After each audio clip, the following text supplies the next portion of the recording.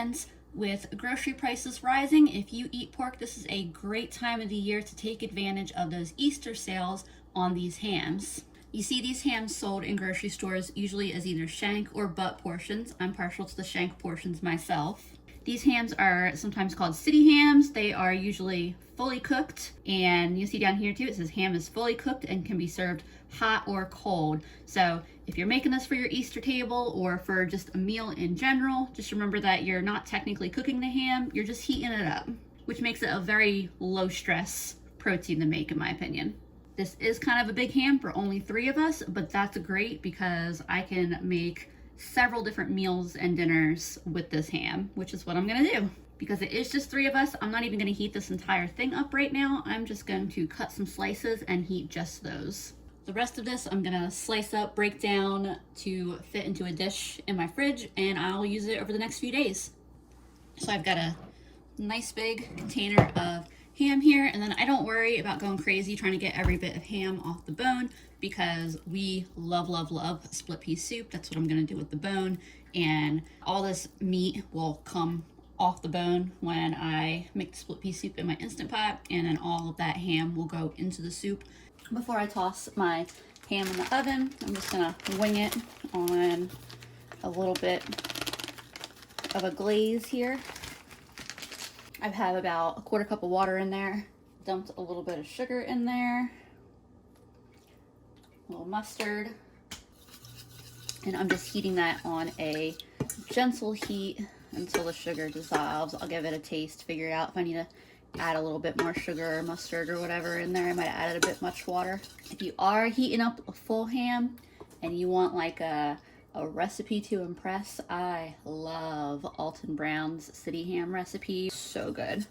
While this heats up, I'm also gonna cut some potatoes up and toss them in my Instant Pot. I'm making some mashed potatoes to go with this. I added just a little more sugar, a little more mustard, and it's foamy because I was whisking it, but I figured I would save y'all your ears from that experience. And I think I'm happy with where this is. I'm just going to pour that over the ham. This is gonna go in the oven for, I don't know, I'm guessing 10 or 15 minutes will be plenty of time. I just pulled my ham out of the oven. I did put it in for about 10 minutes longer than what I said. I have some steamed carrots with butter and salt, and then some mashed potatoes. And get this plated up and get to eating. And here's my plate for tonight. I tried a piece of the ham. That glaze I put on is sweet and tangy, but not too strong. It doesn't overpower the ham, so it's a good dinner here. Hello friends. For lunch today, I am making a lazy, simple Monte Cristo sandwich. There are a lot of different variations. I know a deep fried Monte Cristo is a very popular way of making it. I know that Disney also really popularized that, as well as a lot of diners. I will not be deep frying this sandwich for several reasons. The most important of which being that deep frying is not lazy, and we're going for lazy. Some variations call for turkey and ham. Some do a 1/3 slice of bread in the middle. I thought about that, but I just don't need that. We don't need that big of a lunch. Usually you would cut the crusts off. I'm not worried about that. You could also put mayonnaise on your sandwich if you want. I have a bunch of my leftover ham, which I have attempted to slice thin. We'll layer some of that up on the sandwiches. Get my pan to start heating up. I was debating on whether 1 or 2 eggs would be the right amount. I'll just do 2. A little bit of half and half, just because, no particular reason, that's just what I have in the fridge as far as dairy. This is very much me just using what I have to make an easy lunch. For cheese, I'm just using cheddar because it's what I have. Gouda or Gruyere or Swiss would all be good choices. This would be really good if you had some like nice thick like Texas toast style bread. Some butter to the pan. I don't have the pan up super hot because I want to make sure that cheese gets all nice and melty. This part is just like making French toast, but you're making a whole sandwich. Get that nice and dipped in that mixture, but don't leave it in so long that your bread starts falling apart. That would be no bueno. This is, like I said, where those having real nice thick pieces of bread would be really helpful.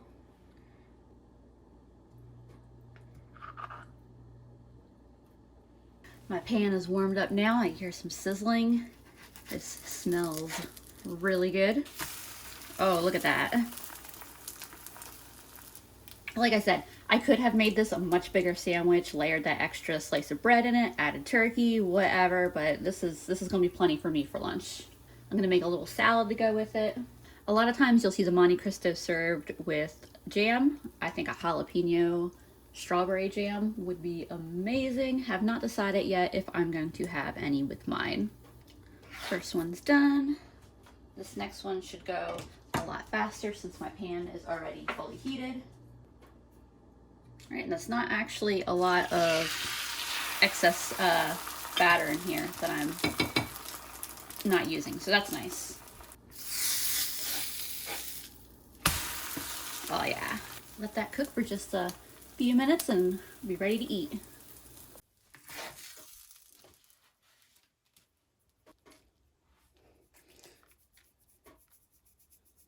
Here's my dish that I'm having for lunch. That is just such a good combination of sweet and savory. I have a cup of black beans cooking in my pressure cooker, and while those are cooking up, I'm gonna get the rest of my ingredients started for the black bean soup that I'm gonna make tonight and add some ham to. This is a recipe I've been making a lot lately. To start out, I'm adding some bacon fat to my, what's this thing, a Dutch oven? And then chopping veggies. I'm using 2 yellow onions for this. My scraps here are going into my little freezer container that I use to make broth. I'm starting off with these 3 carrots. I may decide to add another. This is gonna get blended, so I'm really not worried about having like a super consistent cut on these. I just had a couple of smaller carrots left, so I figured I will throw them into the party too. I'm gonna get the last of what I can out of last week's celery, and then I have some fresh celery that I just bought that will also go in it.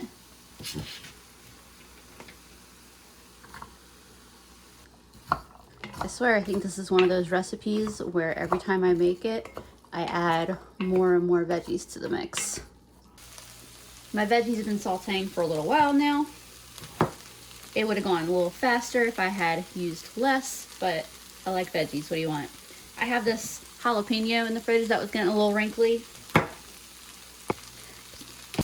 like to put the pepper in a little closer to when I'm done sauteing the veggies because I don't really need it to get overcooked.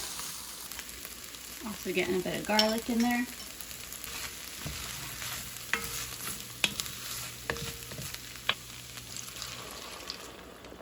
I'm using chicken because it's what I have. However, you could definitely use a vegetable broth. Make this, well, you couldn't make this a vegan dish or a vegetarian dish with the ham, but omit the ham and use a vegetable broth and you have a really delicious vegetarian or vegan soup. Cover this for about 10 minutes and it'll be ready to get blended up. I'll blend my beans in, add my chopped ham, and dinner will be ready.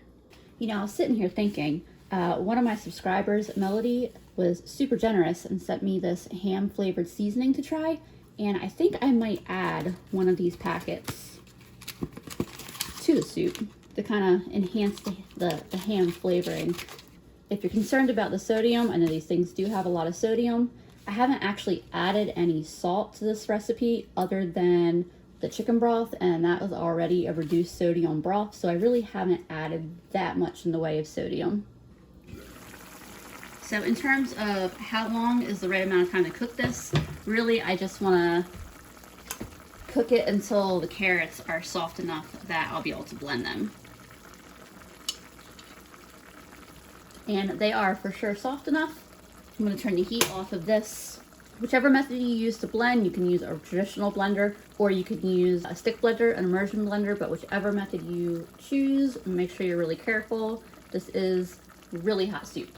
Here what just the veggies look like blended up, and that is a delicious mixture in its own right. You could put that in a bowl and I would eat it. Now I'm blending my beans. I'm adding a little bit of this blended mixture to them and a little bit of water if needed, just to get some more liquid in the container so it'll blend.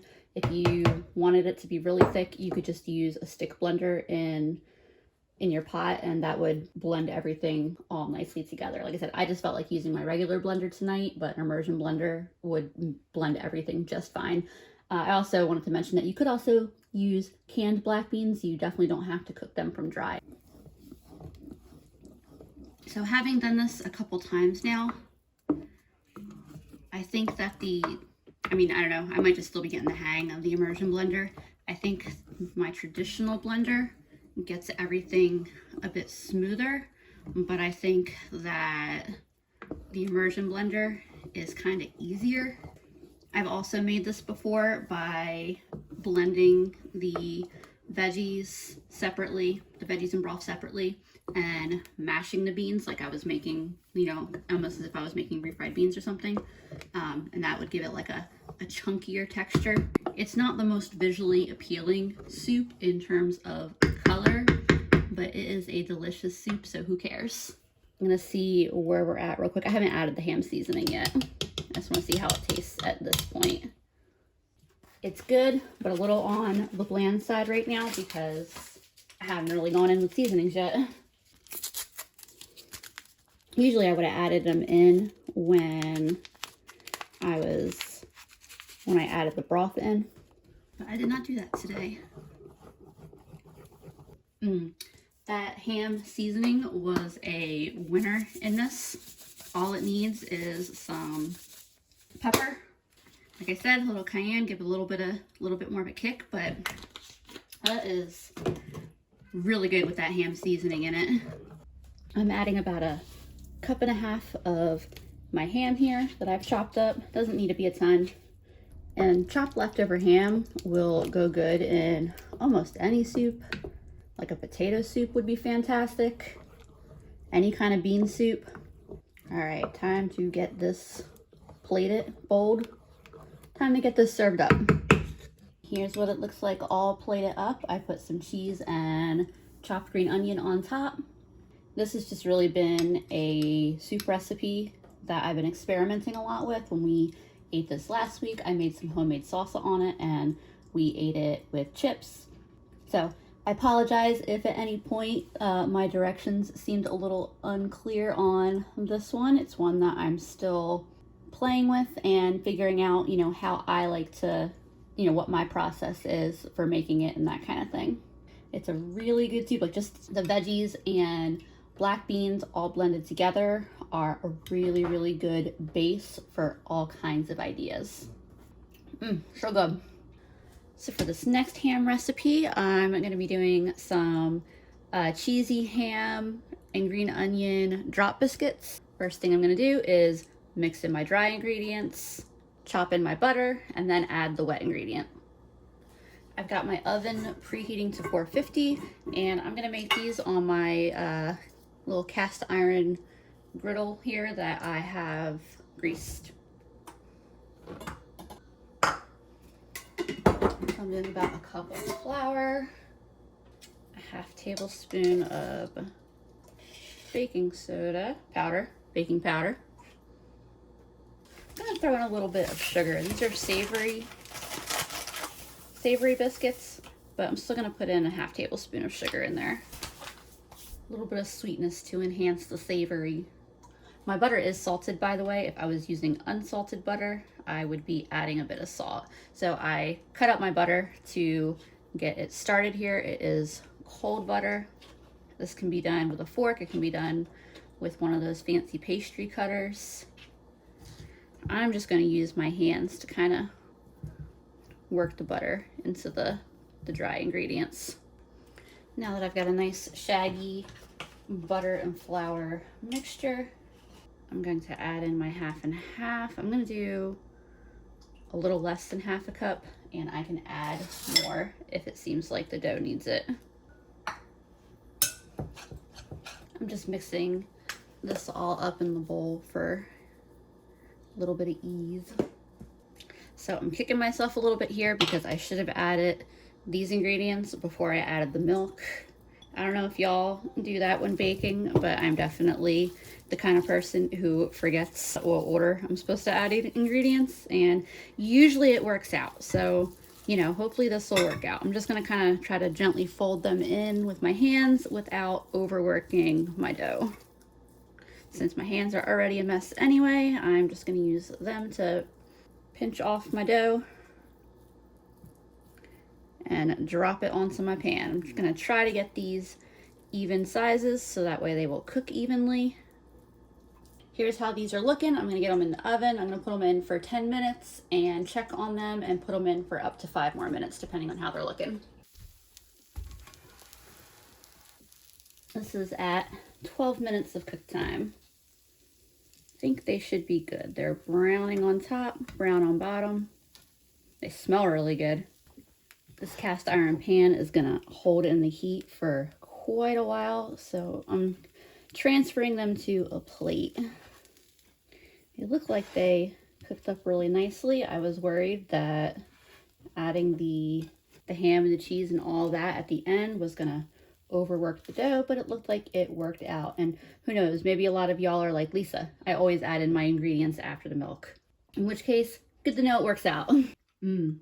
Those look so good. I'm so excited to try these. I will get Andrew so that way he can try them with me. Just be careful, the cast iron's super hot, so don't bump into it. That's a good biscuit. Oh, it is. Made me a little bit of Red Lobster with the cheesiness. Think any will last till my mom gets home? Nope, I'll be taking these. Hey friends, I have had myself a day, so this ham meal is going to be some quick comfort food. You can probably see on the right over there, I've got some pasta that I just boiled. Tossing some butter into a pan. Gonna make a quick roux. Here's the pasta I made, by the way. It's got a nice, fun shape. The flour goes into the butter and it'll cook for a few minutes. Once it starts to turn brown and toasty, then I'll add some broth. My roux smells nice and toasty. Don't want to cook it for too long. You can see that is thickening right up. It was about 3/4 of a cup of broth. I did have a cup in there, but I knocked into it and spilled it all over my counter right before I started filming. So that's about 3/4 of a cup. Oh yeah, look how thick that got real quick. Adding some half and half. No measured amount, just winging it, which is usually the case when I make a cheese sauce. I'm a big proponent though of follow a recipe a few times just to get the hang of the technique down, and then this is the kind of thing that you can go off recipe, get creative, kind of do your own thing with. Add a little more. If I need to thicken it back up, I have pasta water I can add. The pasta was pretty al dente when I took it off the heat, so I don't think it's overcooking. In fact, I think it's probably just about perfect.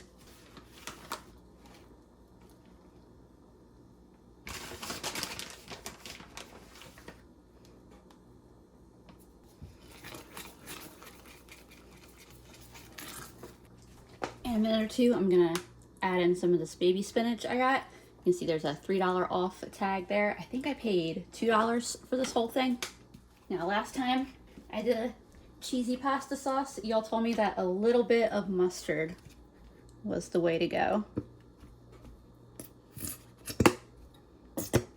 So add a little bit of that. Hopefully that wasn't too much. I'm also gonna add, I've got this container of grated Parmesan that is just about empty.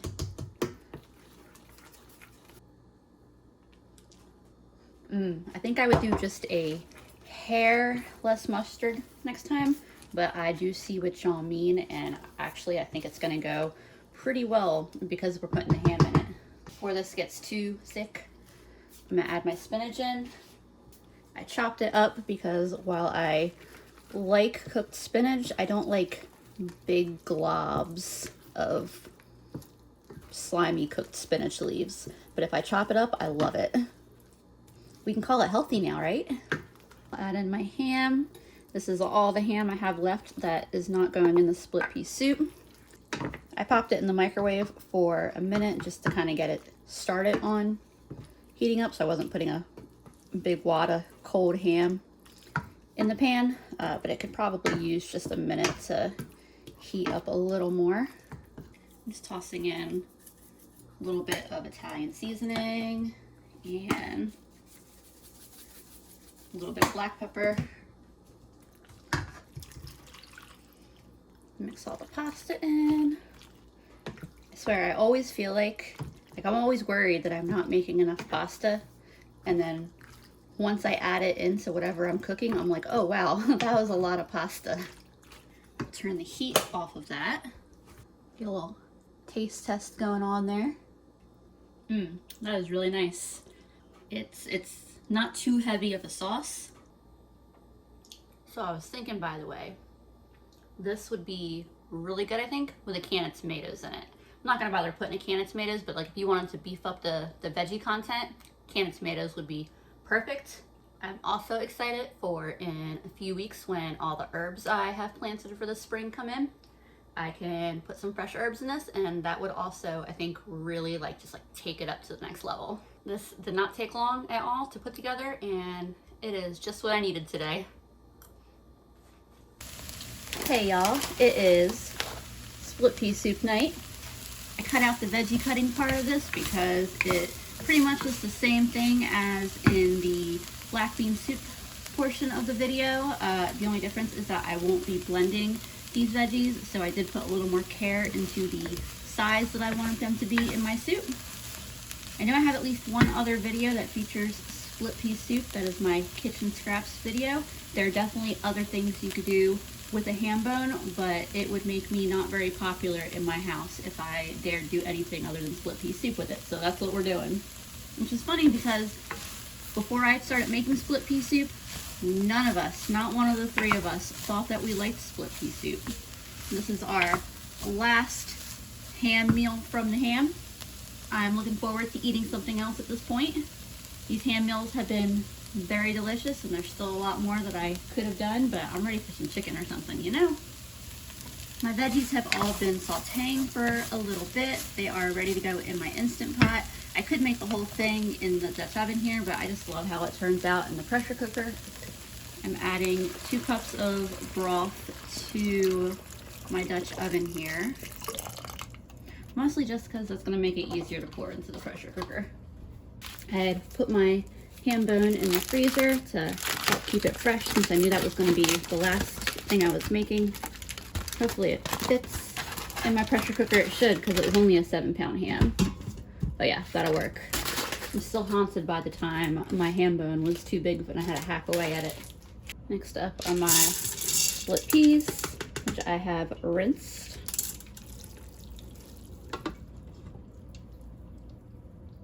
I like to add some black pepper and some cayenne. And then 4 more cups of broth, so it'll be 6 cups total in here. All right.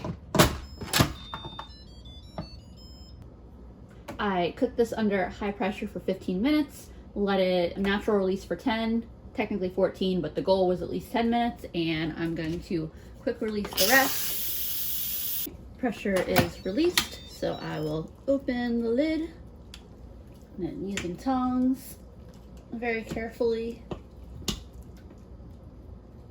pull the ham bone out. And whereas it was a pain to try to get the meat off the ham bone prior to cooking it, it should come easily off now. I have all the meat disconnected from the bone. This is pretty much just fat and a little bit of cartilage. This is why I wasn't worried about getting all of the meat off the bone before. It's the perfect amount to go back into the soup. If you did want more meat to go into your soup, you just need to reserve more meat from the original ham. That's really all there is to it. Quick mix, and this is ready to ladle up. And then there's the finished split pea soup. I did add a little bit of salt that I didn't video. I forgot I was using that reduced sodium broth, so it did need a little bit. And I always say to taste things and season them to your personal preference.